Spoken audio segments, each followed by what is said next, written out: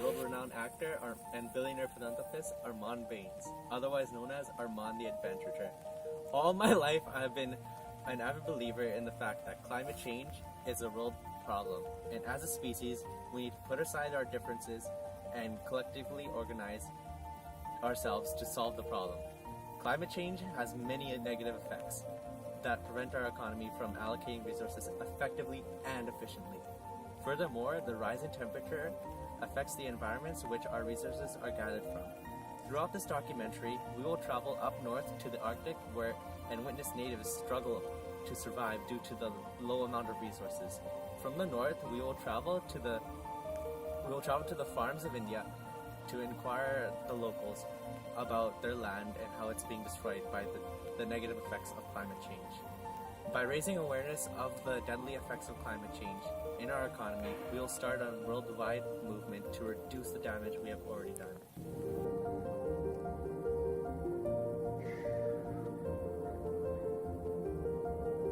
The Canadian Arctic, the home of glaciers, snow, and polar bears. It is often the prime example of climate change, as glaciers melt in front of our faces and polar bears struggle for their lives.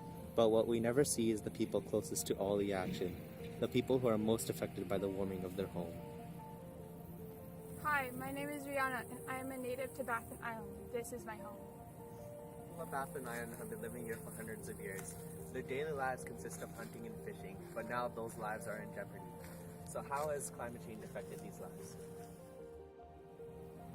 Well, the weather's becoming less predictable, so it's harder for our hunters to travel and do their work. Many animals are now fleeing from their homes, so animals that we would find in certain areas, hunters can no longer find them, making it harder for them to do their jobs and harder for us to find our resources. Climate change is forcing us to move out of our homes. Hunters can no longer work and provide for us. This is forcing us to relocate our families and also lose some of our culture. As we can see, hunting and fishing have been most impacted in the Arctic. The burning of fossil fuels and other pollutants have caused the Arctic to warm more than any other region in the past 30 years. The Arctic acts like a refrigerator for the Earth, cooling it down by releasing heat into space. But now, since the ice caps are melting, this process is extremely unnatural. Thus our global temperatures are raised. The burning of fossil fuels and pollution from big corporations and other regions on Earth are heavily impacting places such as the Canadian Atlantic, where only small communities live and are struggling to hold on to their culture. It's becoming more difficult for these communities to provide for each other and trade with one another. Because animals are leaving their homes, weather is becoming unpredictable and it's becoming harder to travel. This is affecting our economy. So therefore, the demand of these products raises and the supply is lowered, thus forcing people to find alternatives and then either relocate themselves to a better environment where the weather is less harsh.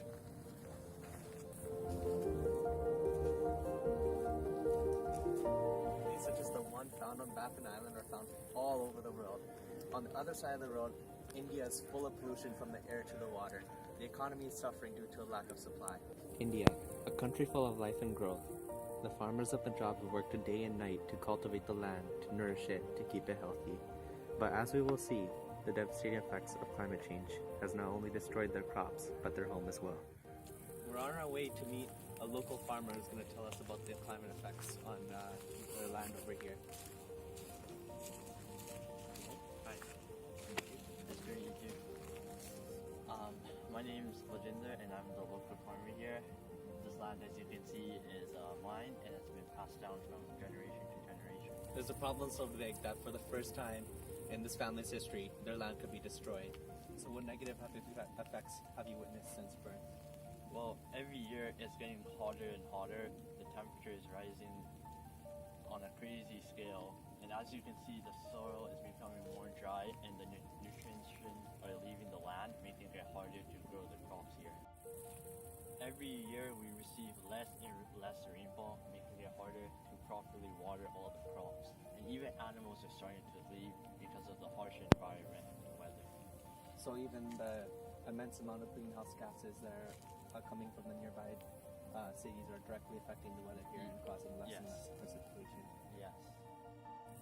The crops are dying because of the harsh weather, and there's only so much, and that much is just enough for my family. I don't have enough to take to the market and trade for anything, and it's quite sad knowing that the land here won't be the same, and it won't be the same that I grew up with for my grandchildren, because the soil is no longer rich, and times have changed. Not only is their home dying, but the economy as well. The failure of this one farmer directly affects the economy. The lack of supply drives the price up and causes the wheel to stop spinning. You cannot expect to go to the store and buy food if there's no food there in the first place. Climate change makes the farmer fail, causing the market to fail.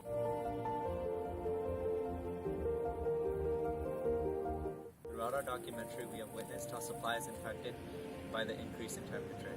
By causing shortages of supply, it forces the prices to rise until something is done.